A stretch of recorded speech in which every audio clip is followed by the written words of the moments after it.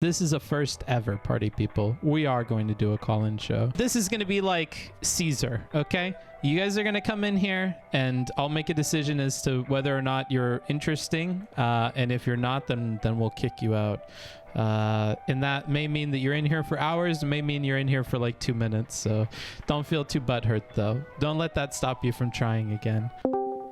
Hello. Hi, Book. Let me mute your stream so I don't hear you twice and get really confused. Like a lot of stuff on stream today. I'm just kidding. How are you doing? Good. How are you? Good. You know, I went canvassing to both the Georgia and the Omaha stuff, but unfortunately I didn't get to see you because I think you went to a different one. What was your experience like? Did you go to Georgia or Omaha? I don't remember anymore. It was like a year ago. Georgia. Nice. So, like, I don't know if you were there to like support Destiny or like administrative people, or whether you were like going knocking doors. I assume you might have knocked some doors. What was that like for you? Yeah, I knocked doors. I think every day but one that I was there, and I was there for even past the event date because I stayed with the organizer people. It was fun.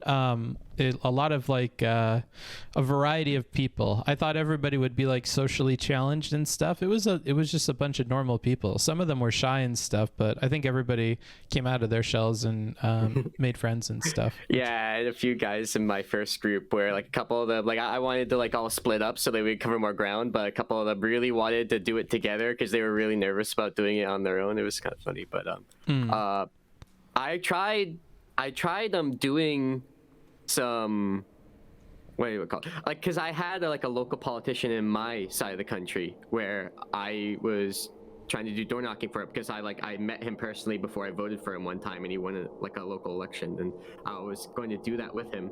So like me and my girlfriend, we went to go door knock for him. We did it like in an area of the city where my girlfriend lives, where it's like the project. Next. I'm making the call. It's gonna be like that. If you come in here, you have to promise not to be bad with me, but that's how it's gonna be. That you will get no warning. It will simply be a boot, dude. So you wanted to talk about education during COVID? Yeah, pretty much. So basically, I'm studying to be a teacher right now, and I just started teaching biology in the secondary level. So there's a lot of talk going on around keeping schools open, and there's like I see a lot of like talk online about how that's probably not the best thing to do. But what do you think about that? To reopen the schools? Yeah, like basically like the importance of like keeping schools open even like during this time. What do you think?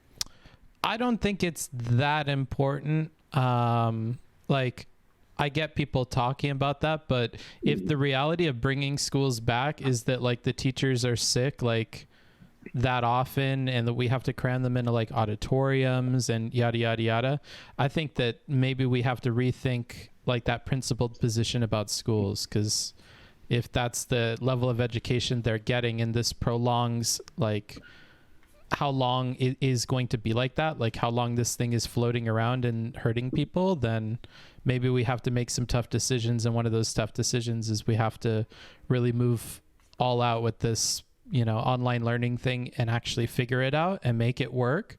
Like we had to make work in-person schooling, and that was difficult to get to everybody, and we still haven't figured that out. Like this is just one of those things. I think it would be better in the long term if we get better at online education, and this is like a good time to push for that. Like kind of like how the socialists are always waiting for their opportunity to like start a revolution and get people upset about something, and every time workers come together it's something they celebrate. I feel that way about education and COVID. Like, well, figure out how to do online stuff, because we've been half-assing it up to this point, and if more people are forced to do it, more school districts and stuff, then maybe we'll figure it out.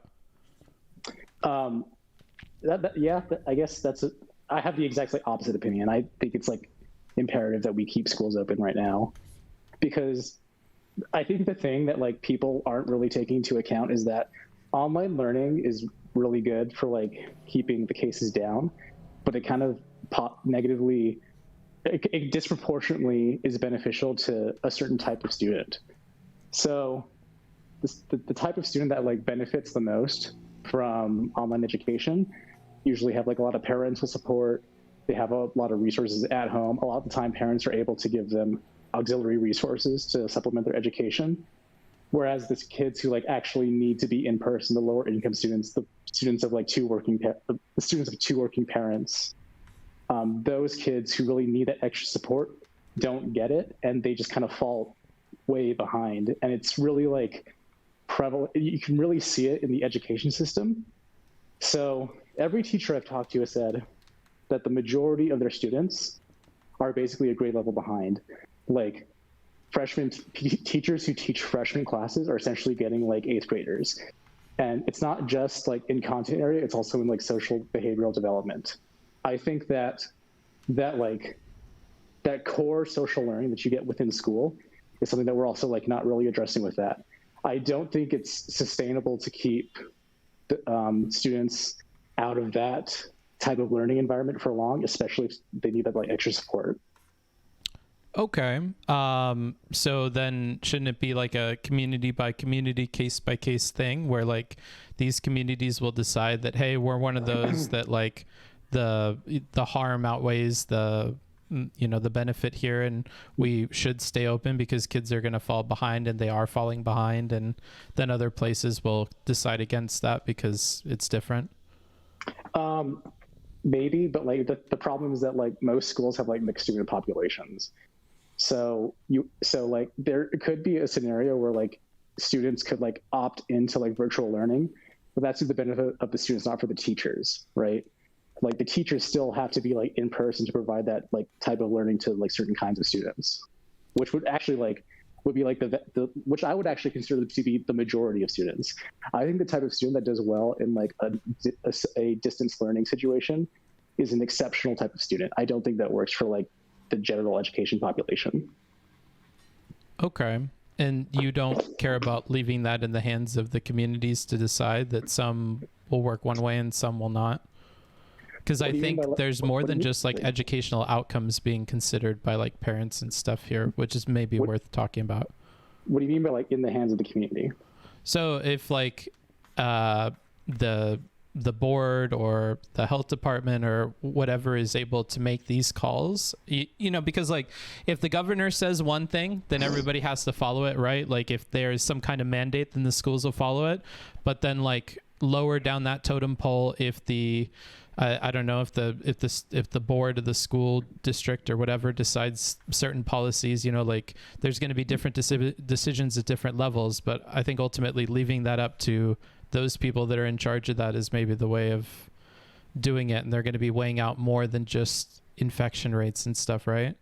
Yeah, that's true. And I think like for the most part, we're already doing that.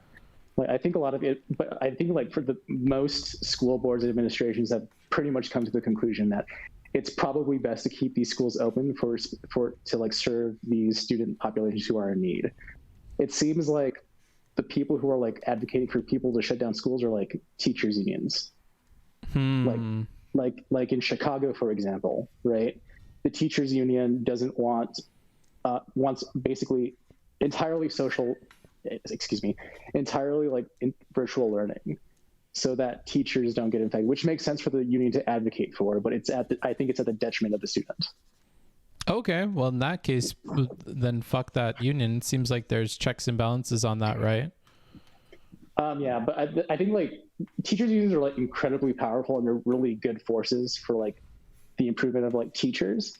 But like I think like when you get into the nitty gritty of education, you can understand why people can be upset at teachers union. Like, do you remember like I think it was a few years ago when the California teachers union went on strike, and that made a lot of people upset. Yeah, that was crazy. Yeah, that's just because like you need teachers for your students. Like you can't just like stick them in a building and then like leave them alone. It just doesn't work like that. Working with 15-year-olds all day, just like Mr. Girl's arguments about attraction just like seem even crazier to me. Like I think like anybody who like considers like, oh, maybe like people could be attracted to 15-year-olds like need to spend more time around 15-year-olds to understand that like this is not this is not like a normal thing to be attracted to, basically. Yeah, but people are able to sexualize children, I think, to different extents depending on that exposure and that experience, right? Like maybe a pedophile who locks himself in his house all day is able to kind of fantasize about children more easily because they don't have any real concept of what they're like. Or like you and me, maybe because of our experience working with kids, like we can kind of only feel one way because the memories and stuff that come to mind are really fresh and powerful. But I think for some other people, because they don't have that experience, it's different. It's easier for them to fantasize. But it's like that with any kind of like, whether it's pornographic stuff or narrative driven stuff like anime or shit like that, or maybe even movies. Like if you do the job that the movie depicts, maybe it constantly pulls you out of it. But for other people, it's easier to create something where they feel that way. Like one thing that he said when he was like, oh, the gummy bears on the bed, or like, then they jumped to like 4 years of age when before they were this year of age. Like I don't think so. Like 11-year-olds are dumb. They do dumb shit. They do that like cutesy bullshit. Like anyways, like I see that they get all giddy and whatever. Like I don't think that that's like 4-year-old behavior, but like, because people have different experiences with kids to like different extents, they're going to think different things. And yeah, like sexualizing my students are what pops in my head when I think about like body types of that age or that age in general. And so it's more difficult for me to like find that attractive or whatever, because I just think they're like dumb kids.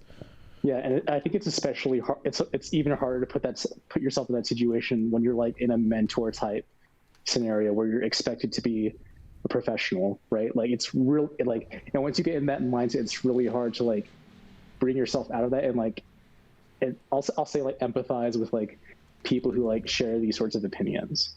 I recently saw a movie from the new Paul Thomas Anderson movie, Licorice Pizza. And it's just, have you seen that movie? No, it sounds like a funny title though. So are you familiar with like PTA, like with The Master and like There Will Be Blood? Yeah, so it's that director. So basically this movie, I highly suggest seeing it. It's a decent movie, but the subject matter, it involves a 25 to 28-year-old woman getting into a romantic relationship with a 15-year-old. And it's not really addressed within the movie as a negative thing. So I think if you watched Cuties and you got that opinion on Cuties, maybe like watching Licorice Pizza and the reaction around that movie, and like seeing people saying like, oh, well, it's the 70s, it's normal. And then like being in the position that I am, or that you are, or that you were in, where we actually like worked with like 15-year-olds and like looked at the maturity of them, then it kind of brings up questionable ideas about that movie, you know? Right. But yeah, that's pretty much all I want to talk about. I'm going to let you go. I just want to say, like, on a sentimental note, I really like appreciate your stream. I think your stream is kind of like what helped me come to the decision to become like a teacher, because because like I think like your like focus on communication really like showed me that I want to do something like more practical and kind of like make sure students start off at like a better place than they would have if they would have like a worse teacher. So I think like your stream was like was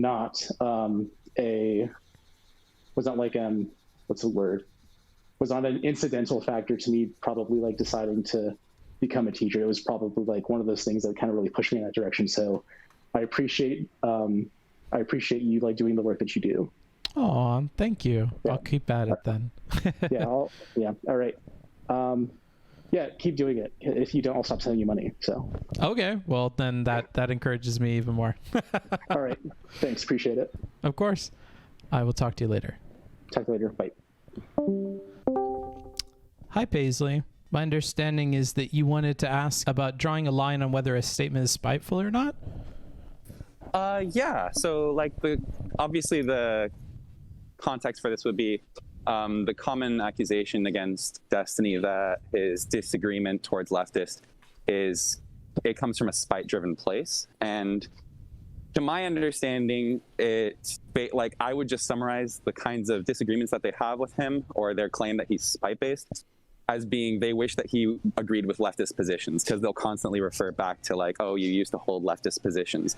But that made me think, like, how could we, like, methodologically or informally draw the line between whether or not a statement or a disagreement is from a place of spite or not, you know? Yeah. How do we tell whether it's driven from spite or not? I honestly just don't think it matters. Like, it's one of those things where sometimes it matters, right? So if you're saying something out of spite and you say statement A, I look at statement A first. Like, is statement A true or is it not true? Well, if it's true, then I don't really care about your baggage and whatever. If it's not true, then I do start to care about that. So if we go into like it being not true, then I might want to explain why you're communicating something that's not true. Or if it's like slightly not true, then like, why is it slightly not true? Are you communicating it in a very specific way to make, for instance, a fact sound worse than it actually is? Or you've created a narrative that is off of what's going on by a little bit? Like, but no matter which way I think about it, the truth is kind of what guides how important the spite is. And that's point by point, though. If you create a broader like view of the world based on a bunch of things that individually are true, then spite again becomes a problem, because at a larger level it's guiding the collection of facts or information. Like, if you hate black people, then you could pull all sorts of stats about black people to make them look super duper evil and explain why you don't like them or something like that, right? All the individual stats could be true, but this broader narrative is spite based and coming to a conclusion that again isn't helpful. But yeah, it just generally, that's like a part 2 to look at and not super helpful for part 1, which is like whether it's true or not. I think the problem with part 1 that makes me want to like push the question a little further is that might be something fine to look at in cases of statements that are the truth of which is more easily accessible. Like, you can just verify straightforwardly whether or not it's true. But in a lot of political conversations, the statements being made are about like, they're either based on general moral assumptions or moral principles. So if it's like a disagreement between socialists and capitalists, this might be the case. Or they're on issues that are more fine-grained, where there could be like a series of statements that are plausibly true, say on like individual economic policies, you know what I mean? So I think that's more where I was coming from and asking the question, like on these either moral questions or these statements, the truth of which is a bit fine-grained, like how would you approach, if at all, since you said you don't at the first that you don't really care that much about it, how would you approach assessing claims of spitefulness in a given statement of these kinds? Well, in this case, it almost sounds like spite is the whole problem here, that it's not really the statements that are coming from it. Your problem is the spitefulness itself. And if that's the case, then I think you have to handle that separately and not even talk about the stats and whatever. Steer as clear from them as you possibly can, because the stats and whatever are either an extension of the spite or they're there to protect the spite. So ideally, we don't want to waste any more time than is necessary on that stuff, and we just kind of want to talk about the spite itself. And that's what I would do, because if you get into this argument about all the stats that are coming from the spite, you're kind of only ever hitting the surface level. Like, this is why before, I don't know, did you catch the full like before and after of the Mr. Girl Talk? No, I hadn't. Okay. Wait, sorry, which one? The one that you had with Mr. Girl? Yeah. Yeah, I did actually. Sorry, that one, yes. Sorry, I'm a little nervous. No, you're good. So I talked about how it almost feels to me that there's a core at the start of people, and it's like core experiences, formative moments, and whatever that kind of led you to have the ideas and be the person that you are. And you get to see that once you get to push through all the stats and other BS that people put up in the way that they communicate.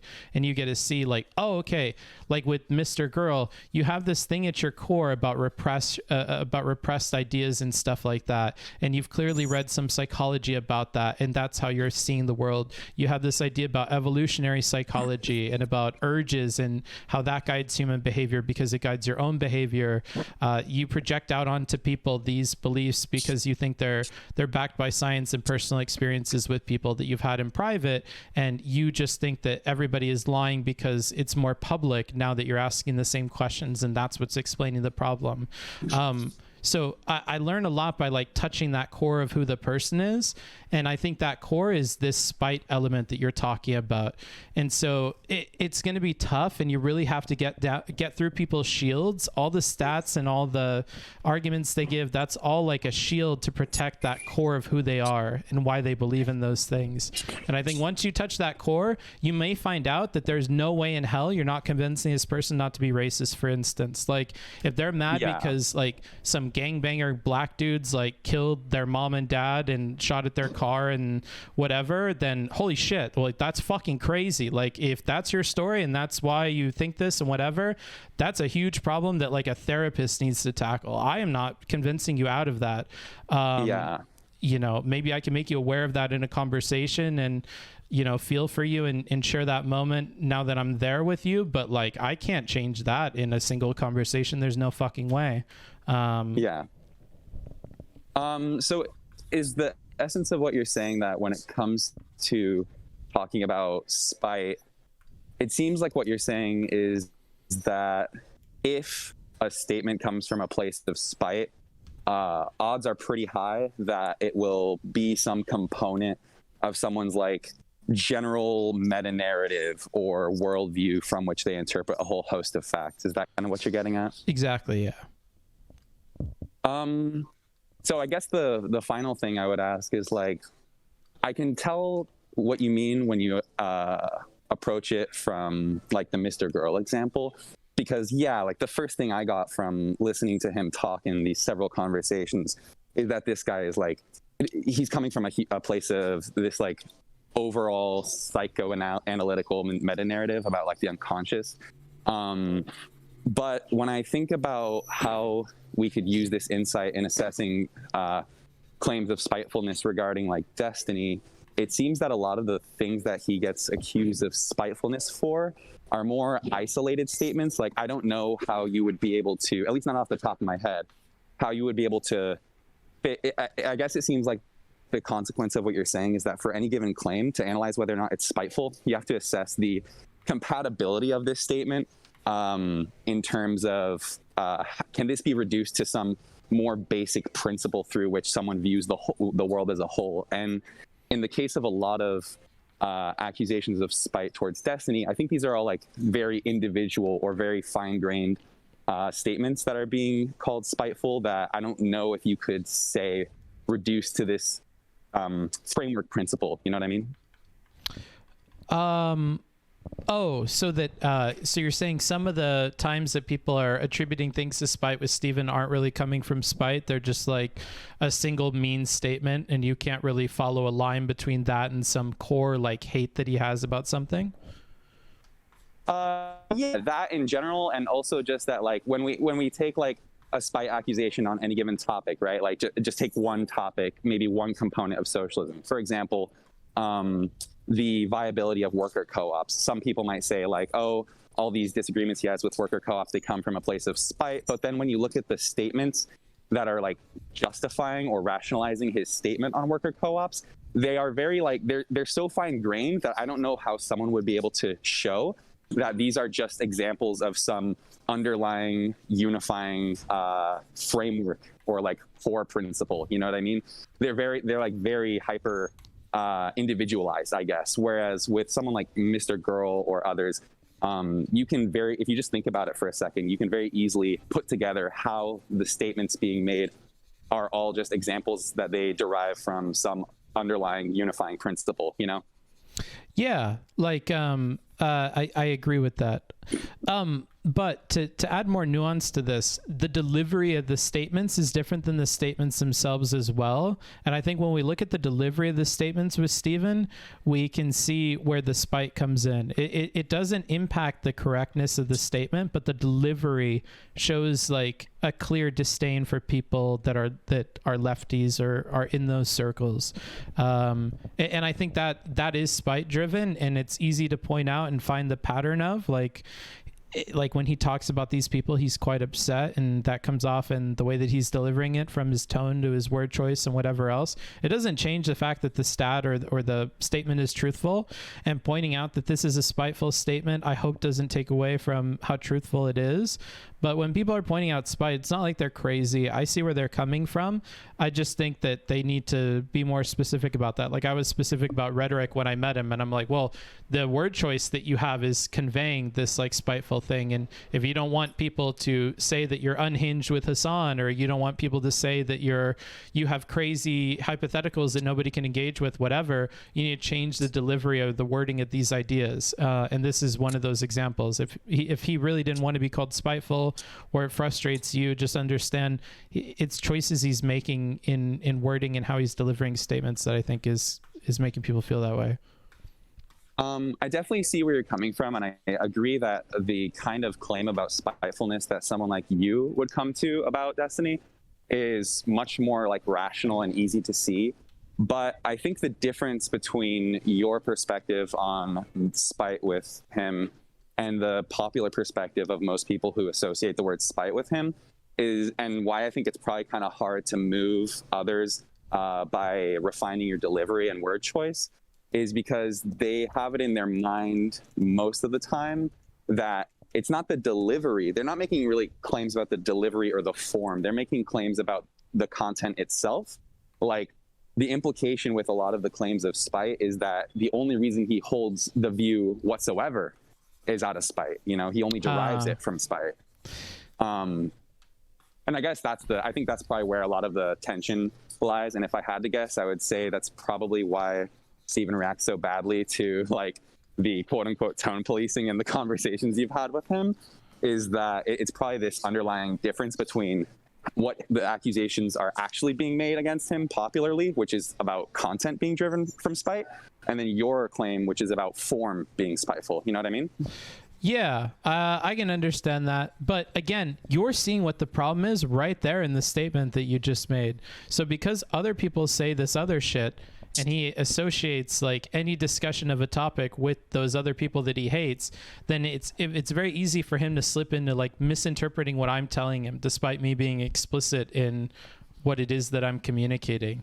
And I think that that's a problem, and that's this exact spiteful problem, in my opinion, that like is the reason he should fix this or address this. Sometimes when he's spiteful against a group, he kind of writes off or has a more difficult time engaging with people or ideas that come from that group simply because of his prejudice against them, and he doesn't really give them a fair shake. And I think that's what he has to, that's probably why he should think about the spite thing. I get that other people say it in other ways that are not correct or whatever, but him misinterpreting people that are correct for the people that are incorrect is a symptom of that problem. And regardless of whether he's listening to me or he listens to those people on Twitter or whatever, there is a problem there, and he should probably look at fixing it, because it's going to solve all sorts of knock-on effects like that, or like the people interpreting his things as spite driven. Like if he were to just chill out on his language around lefty stuff and didn't like purposefully call them out when he's attacking ideas, or to purposefully like go harder on creators that are lefties or whatever, then I don't think people would say this anymore, right? Like if he heard like idea A and he was like, so idea A or talking point A doesn't work because of this reason, this reason, this reason, and he just did that consistently, he would be fine. But the problem is that he says, all these fucking lefties say idea A, and it's the dumbest fucking shit that I've ever heard. Like, it would take a fucking one course in economics in college. If I could just give that to these people, they wouldn't say this kind of stupid shit. Like, okay, well, this is where the spiteful thing is coming from, and when you get fiery like this, your emotions flare up and you say shit that you probably shouldn't say, and or you go too far. Like it has so many problems. Like I really want to like harp on that. I know there are people that say he's spiteful for the wrong reasons, but so I agree with you that like those are all problems. But when you say that if he was able to like work on and even maybe at some point perfect his tone and delivery, that he wouldn't have a problem. I guess the reason I pointed out a difference between the way you see the spike plane and the way others more popularly see the spike plane is because I guess I don't really think that it would solve the problem, because the solutions you're suggesting or proposing would only solve the problem for people who think that the spike comes from a place of form or delivery, whereas that wouldn't really do anything for the people who think the content of the positions themselves is derived from spike. I don't know. Oh, it wouldn't matter. I mean, who cares? Yeah. Right? Like Okay, if they're all factual, then it's like, then that doesn't really matter. Yeah. But like I think there's an optical cost to that anyways. Like, right? Like he could have the very right position, but because people can trace it back to his spite, it's a problem. So like hiding power level, hiding your spite, probably the advice there, because it does nothing but hurt like your communication skills. I guess the conclusion at the end of the day is just that like for this, it seems like a pretty broad segment of like internet leftists who see the spite as being what's driving him coming to the conclusions themselves. I guess that's just a problem he'll have to like deal with and accept and like try and move on from, because it doesn't, I agree with you that the solution that, or the criticism you put forward is like a good one to address. But since it seems we agree that that's not really going to do anything for the content focused people, that's just something he'll have to live with, I guess, which is fair. Yeah. And it's also right, fair awesome. that I kick you from this call. There we go. Hey, you had questions about changing what I talk about or how I talk in real life based on Twitch? Yeah, so it seems like your main thing here is you take a lot of the lessons you've learned from your real life conversations and you try to change the way, try to bring those lessons to Twitch and change the way people talk. I'm curious if anything in your experience with Twitch has changed the way you interact in real life, any lessons you've learned in a good way or a bad way. It sounds really shitty, but no, not really. I guess the only other thing is I have begun to be much more like when we're talking about real life, I'm going to assume everything that isn't on stream, right? Yeah. Okay. Yeah. Like your personal life. So a lot of my personal life now is involved with other streamer people, and they're snaky motherfuckers that I have to be very careful about, or they have a lot of personal issues. Almost every single one has like personal baggage of some sort. And for some reason, Twitch has put up people that like, that's kind of in the front seat of their car when they're driving and living their life and communicating with you. So quickly being aware of what the faults of that person are is super duper important. Like some people are, they really want to use you for drama and stuff, and you have to kind of keep that in mind and keep in mind a lot of like undertones that I didn't used to have to think about at all. And beyond that, like having to work with people who could really make my existence troublesome at the drop of a hat is something really interesting, because I was used to being on the other side of it, where it's like, as an essay writer, I could just say I'm not doing your thing anymore. I could refund you and I don't care about the money, but you're going to be absolutely fucked. So the power dynamic was always way in my favor, and I definitely use that to my advantage talking with people. And I was way more strict and like direct about like how I was communicating with people. But on Twitch, it's very different. Like you have to be very careful about not upsetting people too much, or about seeing how you're playing into their bigger game. Like sometimes when random people DM me, I always have to keep in mind, like Mr. Girl, I think had mentioned on a stream, when you're having a really good stream or you have a really good like drama arc, a lot of people show up out of the woodwork to like talk with you about shit. And you have to be super careful to like see how they're talking about you on their channel before you come on, like Mr. Girl did with Rem, that told him, oh, I don't want to talk with Rem because this dude's talking mad shit on his channel about me. Or the other way around. So like Mr. Girl and Stardust talks really, really nicely of Mr. Girl, probably in his best interest to continue making appearances on Stardust and form a relationship there. And that goes for me as well. If somebody starting drama with me and they start talking shit about me or whatever, I know that like you need oxygen to make a fire, and if I just smother it and I don't give them the other half of the equation, it'll peter out. For most people, like when Rem was mad at me about essays and stuff, I took 15 minutes at the beginning of a stream to talk about it, and then I just didn't anymore, and and nothing happened. Or like Mr. Girl in this tweet, I didn't respond to like the tweets at all. I DM'd him in private. I got bad vibes from our private DMs. He was unwilling to talk about it in private. I didn't think what he was saying made a lot of sense, really. So then I just ignored it, you know, like, oh, okay, that doesn't seem very fun to me. I'm not really going to engage with this. I don't want to come on your stream and whatever if you're not even willing to like explain a little bit, like sell me on this. Like if I'm not sold on it as an interesting thing, then I'm not going to do it. If it was drama that was like legitimate and I thought we could actually have an argument about it, I probably would have like showed up on his stream the day that it happened because we were in DMs. It's just like, I was like, hey, this doesn't make sense for like these couple of reasons. What do you think about that? And he's just like, I don't want to talk about this, in private because I think it's a public versus private problem. And then I was like, wait, it's a problem between how I was treating him in private versus in public. But then I scroll up, the only DMs I had with him prior to that point in private was like setting up a date to do it. So I'm like, well, that doesn't make a lot of sense. Kind of like the other things don't make a lot of sense. Like that thumbnail's not particularly offensive. But because nothing was like passing a smell test of making sense, you have to start to think like, is it beneficial to him to like make a bunch of drama out of this and make content out of this? And do you want to be a part of that? And that's a dimension that I never had to think about in my private life that I have to every day doing Twitch because of how much I engage with other creators. So hope that answers that. Do you have trouble? That's kind of what I'm wondering. So it seems like on Twitch, you're going to run into way higher percent of people who are like narcissists or just have various personality disorders in a way that you're not in your day-to-day life.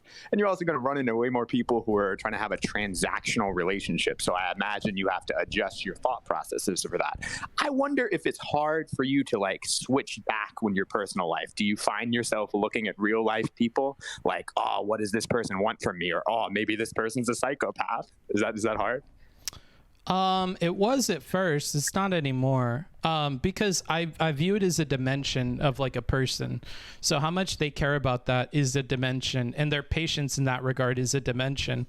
So like even with people that are like 90% friends and like 10% like content creator related, like with Supreme, I don't ever cover Supreme stuff on the stream. I mention him insofar as like we have interesting conversations, but I never have him as like a focal point of my content or anything like that. Like I understand that there could be frustration on Supreme's part that I don't cover his stuff or that I speak kindly of his content but then don't promote it on my stream. Like something like that I become aware of, and it's about patience. Like Supreme has like a ton of patience, so I think he understands all that and whatever, but some people don't.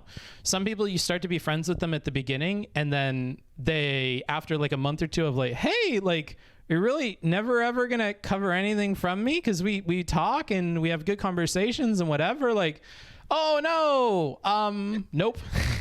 Like yeah. It sucks for me because I cover so few people and so few dramas, and it's always random that like if that's really something you want out of me, you're kind of fucked unless you want me on a panel and your panel's cool, like with Stardust. Like for Stardust, I think we have more of like a business relationship for sure than we do a friend one. I don't really talk to Stardust very much like outside of stream. And so every time I talk with Stardust, I know it's probably going to be about, showing up on her stream. And then we have our on-stream relationship, and that's cool. Like I think she's chill, but that's what that is. And I just always keep in mind that there are those two different dimensions of like what's good for the stream, what's not. Some people it's like 99%, and those people feel sociopathic. And it's not like a bad thing. Like I feel like sociopathic is blowing it out of the out for what it is. Like with Steven is a content machine. Steven is content brain. That's how he is in real life. That's how he is on stream. He's like on his phone and doing his shit all the time.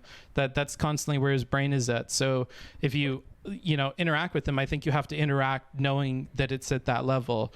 But other people, and it depends on their content too. His content is like arguing and debating in politics, but some people it's like drama. Those people you have to be careful about, because they will put on any face to like get drama out of you.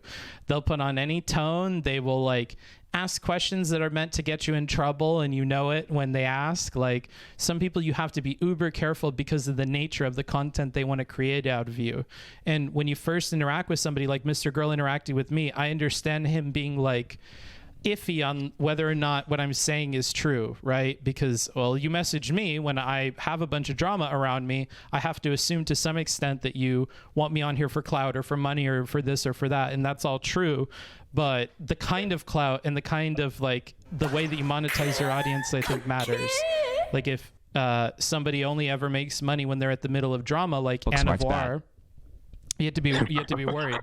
Well, and that's shitty, but it's true. Like, maybe not so much money as viewers, but like the only time that lady gets viewers is when she's talking about her drama with Steven. So right. You have to be careful about that. I feel like Mr. Girl is such a genuine person, or he tries to put forth this like value on sincerity, that even you talk about the two dimensions, even if it were 10% business and 90% friend, that would really like fuck with him. That would really bother him. I can understand that. I would want to build a wall in between the business and the friends. I wonder, do you do that? Do you feel the need to be like, this person's 100% business, that's my part of the brain. This person's a friend, I'm never going to cross the two. Nah, because no, I don't. I always just think it's like again a dimension of whoever the person is. There's a dimension of how really friendly are we versus how do we talk with each other versus like how much do I owe you business wise. Like I don't know. It's so multifaceted that I don't think you can think in a binary about that. And if anybody is thinking about becoming a content creator, that's what I would say to them as well, is like, it won't be a binary. Like Gappy and I disagreed on Twitter about some advice he gave new streamers, that they shouldn't look at their appearances and their relationships on the platform as that of business relationships or networking opportunities. They should be thinking about it as making friends. And I'm sure some people need to hear that advice because they come off poorly, but for the majority of people, I think you need to do both, right? Because you have to be entertaining and relatable to people. That's probably going to come off in how friendly you're acting, but you are never going to be financially successful if you don't have the brain to be financially successful, really, right? Because you're already rolling the dice on there's enough income on the channel to even make it, and then you're rolling the dice again on like how good you're going to be about capitalizing on that, and that's those are two majorly low probabilities. So I think one is in your control. Like, you can try to be more business minded and make use of what small viewership you have. Like I think I like to do on this channel, like even Irrelevant and stuff, who has a ton more people view him on Twitch than me, comments on how I do a good job of monetizing the content or getting people behind donation goals, stuff like that. I think the business minded stuff is what's in your control, and I think it's advisable for people to think about this as a business, but that doesn't mean to the detriment of being friendly with people. Like, just because Stardust isn't my offline friend doesn't mean I'm not friendly with her or I treat her as like a human being or as a friend. I treat everybody probably more like that than I ought to. Like with Mr. Girl, I was honestly really butthurt that he said what he said on Twitter and then wasn't willing to talk about it in private, and was behaving in a way that I have to interpret it in a negative way, because I did want to be friends with him, and I can't be friends with him if he makes shit up like this for like drama and whatever, because I can't. It would be exhausting. And so that feels bad, man. But yeah, I can understand that. That makes me wonder, do you ever run into situations where your dimensional analysis doesn't match with the other person? Does that make you feel weird? Like, let's say you see somebody and you're like, this is an 80% business, 20% friendship, but you can kind of tell that that person thinks it's a 70% friendship, 30% business. Do you feel like you got to clarify, or you just say, hey, fuck them, that's their problem? When it goes in the wrong direction for friendship, usually no, because it doesn't hurt anybody really for them. Like, I feel like you're causing more pain if you habitually just like rip the Band-Aid off for people that you're not like super friendly with each other. I think rarely is there an occasion where you actually have to clear that up. That other person can live happily thinking it's 70% friends when it's not, and it doesn't really have it would just be nothing but a negative impact to tell them. And you just don't normally run into that. The other way you definitely do, where people expect way more business wise from you than you're willing to offer. Like if Supreme ever confronted me and was like, hey, I really don't like that you never cover my content and whatever. I keep using Supreme as an example because it's safe and like I've already talked about it before. But like if he came up to me and he was really upset that I wasn't, you know, hosting his conversations on the channel and whatever, then we would have to have immediately a conversation about like, I'm really sorry, like on the channel I do this, this, and this, and yada yada, and I would explain it. So for business stuff, I usually have to correct that. But or like Stardust wanted me to go on the panel this weekend with Mr. Girl and stuff. And I said at first, hey, I want to wait and see how Supreme interacts with them, because I think Supreme could ask really good questions that I'm not able to ask or do. And I want to see how he approaches that. And based on how that interaction goes, then I would decide, because I think she wanted Supreme on as well. And I was like, well, that's a big wild card. I mean, if it goes poorly like my conversation with him did, that may be uncomfortable, and that kind of kills what Chaos Cast is for me, which is like having fun with people. You know, and then I just make that clear. I don't know. Like it's only for the business side that I usually have to make it clear. The other side, I think you can leave it alone. That makes sense. Have you ever had it happen the opposite way? This might be personal. You can tell me to fuck off if you don't want to answer this. But do you feel like you and Destiny had a mismatch on where you thought the friendship business scale was at a certain point? I was expecting way more business-wise out of him, unnecessarily. But I think that was a business problem. Yeah, because like I didn't think of it as I thought of it as friendly, but it was business in hindsight. Like I wanted him to view the review because I thought it would help him, but it is for business reasons. I think that he doesn't want to view it. And so that was a course correction that I had to make. And that's how I would interpret it in hindsight now. I think I felt differently about it at the time, but that's how I resolve it, is like, well, it doesn't make a lot of sense for him business wise, and he doesn't want to do it. That's not the kind of content that he makes, so to expect it is silly, because he lives content shit all day and all the time, and he's not going to do that. At the time, you thought it was like a friendship fuck you. Yeah, kind of. It felt like not taking seriously something that I was putting forward for him, and I thought it would help him at a personal level. But yeah. Well, understood, man. It was good talking to you, man. I appreciate you taking my call. Yeah, of course. Have a good one. You too. I was too nice. Too nice. I didn't have anything mean to say to him. Hey, how's it going? Good. What is your question? Basically, I've spent years watching people argue and getting really stressed out about it, and I think a lot about why conversations fall apart, because I think most of them do. I'm sure you agree, at least on Twitch and these types of political spaces. It seems, and this is what I'm wondering if you've thought about this, and maybe you've talked about it, but it seems like a lot of the conversations I watch, the thing that people actually need to talk about to get to the disagreement is how people came to different beliefs, and to like explore that and talk about it and figure out, why do you believe this? This is a thing you believe. We're arguing about it. Why do you believe it? And I'm wondering, like, if you've thought about that and the importance of that, and the amount that's lacking in conversations, and maybe why it's lacking. I have ideas about why it might be, but that was my basic question. Okay. Yeah, it's kind of like we talked about earlier, that person focusing on like spite. So they had a problem with like a stat that was coming from spite or something like that, and they have a problem with the spite itself, and they need to go to that root and talk about that instead. What was the question again? I'm so sorry. No, it's fine. It was kind of vague. I mean, I'm just basically saying that a lot of times I'm frustrated because people will be arguing about, I guess, what you could describe as like surface level disagreements, when the actual thing that they need to be talking about is like, how did you get to this belief that's at the top of this, big branching, complicated thing? there's just a lot of a lot of arguments that just kind of end and they just kind of like peter out and they just move on, and it's like, well, fuck, you guys didn't just talk about like why you believe this stuff at all. You just sort of yelled at each other about it. It'd be very disappointing most of the time, though. Unfortunately, it wouldn't be very good content.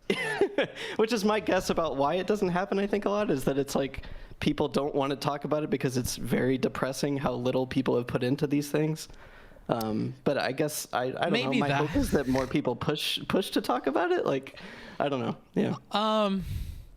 Well, I know the problem is like it's getting to the end, right? And it's a lot like if you made sex about like coming as quick as possible. I think it takes away from like the act itself. So when people are having their debates and their discussions, it's fun to like play a game with those surface level things and to have all the battles there because it's safer. Feelings get hurt and people feel real fucking bad when they put their heart on the line and they give like the closest to the problem that they think it is, and you still disagree with them, right? Like the Mr. Girl thing. Like when I boiled it all down to, because this is all that matters for me, like priority number one is you have to respect what I'm saying. You have to respect that like I'm telling you the truth, that I'm coming in good faith, like that I am giving you truthful responses. If you can't, I don't want to talk with you. I'm gonna be real with you. If you just straight up don't believe the things that I'm telling you, I lose a lot of interest in speaking with you at all, because I would just watch a video that you made then, because it's going to be a one-way thing. Like it's not a fun conversation if every time I talk, you just already assume what it is that I believe and don't care what I'm telling you. So, but we got to that reasonably quickly, but once we get there, it shuts down everything, right? Or like realizing that he really doesn't like me referencing what other people think. Like, oh, okay, well, that takes a whole dimension out of the conversation. And as we hedge all these different dimensions or approaches to conversation that are like not viable anymore, it just becomes boring. Or like with Bob 7 and answering questions, within like 7 minutes or something, I figured out, oh, I can't have a conversation with this guy because he won't meet the bare minimum of what I need. Or this just happens with tons of people all the time. It takes a certain amount of flexibility, and people just generally aren't flexible, and your goals often don't align. And with a lot of people, when you're approaching conflict with them, if you're going for the end as quickly as possible, it's just not going to be very fun for people to watch, even if it is like the most productive thing you could do per like unit of time, like to just realize that you can't have a conversation with the person. And that's often where it goes, because if your goal is to like change their mind or to understand them, you can accomplish both like really, really quick. Like, oh, I cannot convince you, and I understand why you believe what you believe, and that's the reason I can't convince you. And now this conversation is done because that's all I wanted to do. That's like a sad conclusion to reach quickly. Yeah. What do you think about like Mr. Girl? And obviously a lot of other people have said this, like the idea of the point of this conversation or debate or whatever is not for me to change your mind. Like he rejects that idea. I just always get kind of confused when I hear that, maybe because my brain is broken, but to me it's like, of course your goal should be to change the other person's mind. You're arguing with them about something, but but he doesn't come in with the goal of arguing. He comes in with the point of like creating content and having a conversation. I guess maybe I just don't believe him, and I'm just pulling Mr. Girl on Mr. Girl, but maybe to me, it's very simple that you want to make content and fill time. Hey, you and me, I need us to talk for 2 to 3 hours, or as many hours as we possibly could.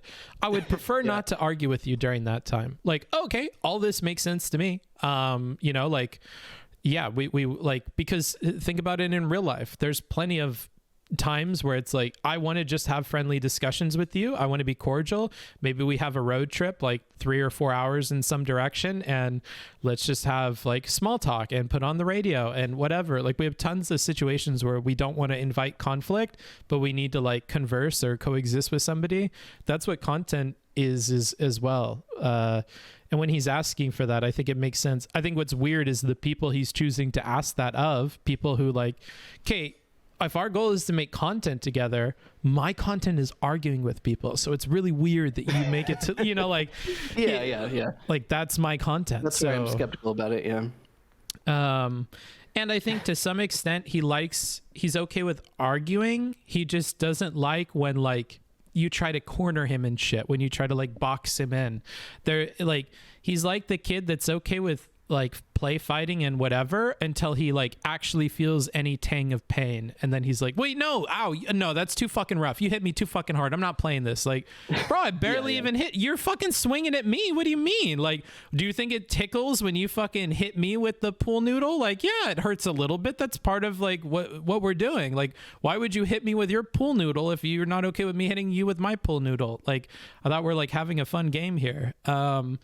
And that's kind of the bummer. And I think a lot of people are finding that out, that he gets kind of butthurt in some of these discussions way quicker than other people would get butthurt. And then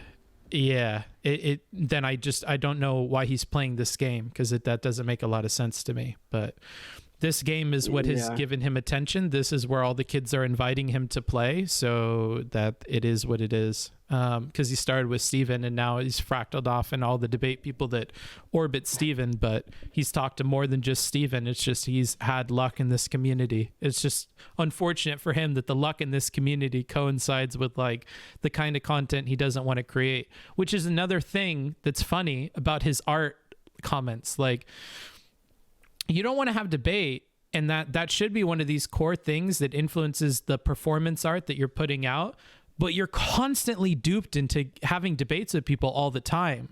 Even in my conversation, right? Like, I'm okay with stepping over what somebody else wants to do in a conversation if they're willing to give it up really quick. Like, if I want to have sex with a chick and she tells me at the very beginning of the date, oh, I don't do hookups and whatever, but by the end of the date, she really wants to hook up and all that, I'm not going to hold her to what she said at the beginning and be like, you said you don't do hookups. Is that like, I'm not, our interests happen to align. I guess you change your mind on shit. Like with him and arguing, I'm not going to point back to that he said he didn't want to argue if he's completely engaging in all the arguments, because that's what I want to do. What upsets me is that he's not consistent with that. And I think that's a reasonable thing to be upset with people about. I think it has to be more like when I talked with Lauren Southern and it was like, oh, fuck, we're 3 steps in a direction I didn't want to go. I'm so sorry. I really don't want to argue with you, and I'm holding myself to that, and I'm not going to do that. And to constantly bring it back, you have to be consistent on that shit, or it's not really a priority for you. And that's maybe a lesson that would be good for him. Otherwise, people will be confused like you. With why his intentions aren't aligning with how the conversations are going. The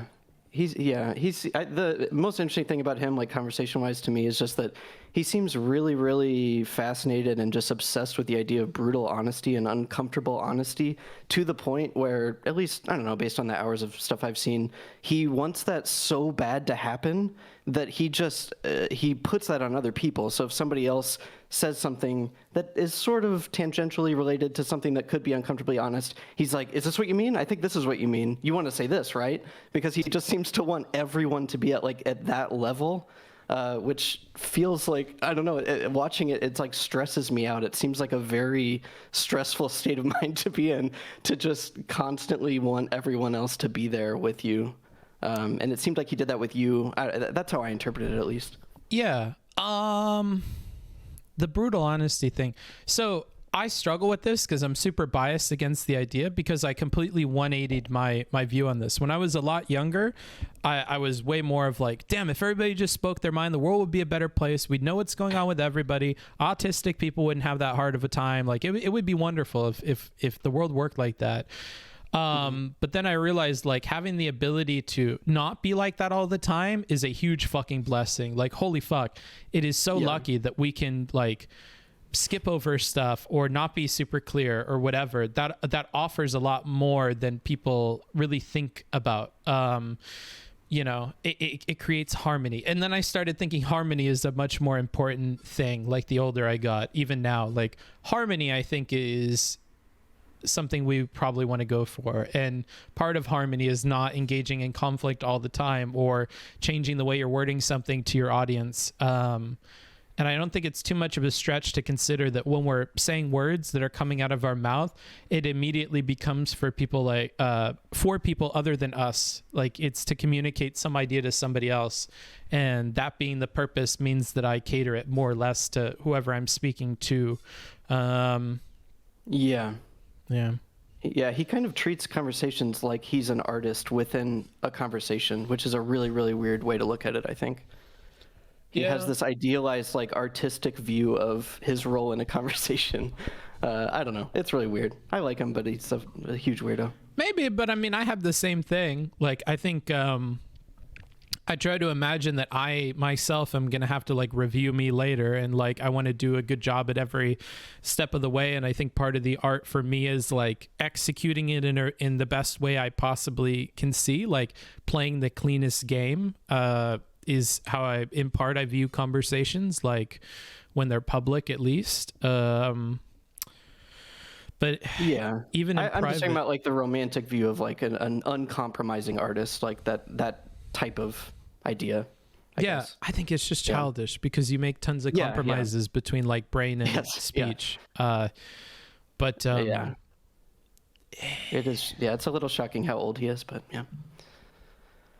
I mean, he has an interesting upbringing and stuff, and that leads to a lot of this. And that's the way with a lot of people. And so that's why sometimes that jumping to the end of the conversation thing is not as interesting, because like you'll realize like, oh, because your mom raised you this way, that's just why you are this way. Like, oh, okay, well then that's the end of it. Like I'm not beating out like 18 years of being raised by your mom, or for some people like 20 or 30 or whatever. So I guess that's all I got. Thanks for talking, and I love your stuff, man. So good luck with everything. Yeah, you too. Have a good one. Bye. I didn't say anything mean. I should have. Wow, that was fun. That was fun. I had a good time. I liked it. That's cool. If you guys liked it, I would highly recommend, even if you didn't talk to me today, to do !Discord and join. There are live alerts that I do in the announcements channel. You can enable them. I think there's a role that you can get on the README page for live alerts. But I add everyone, so if you keep add everyone on, it will alert you every time I'm live. That's helpful. There's also a cool community of people that talk on there, so if you don't want to talk to me, if you don't want me to be an asshole to you, you can go over there and talk to people who are less of an asshole, arguably. Sad I missed the call-in period. Wanted to argue at Bookfucker. Yeah, you certainly missed your opportunity. Write it down on a piece of paper. Write out your battle plan. What questions are you going to ask me to trap me? Plan it out, because we'll have another one of these soon, maybe in a week or two.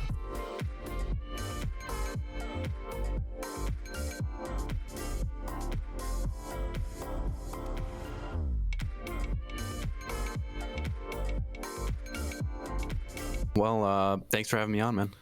Not a problem. You're a dickhead. Bye. Got him!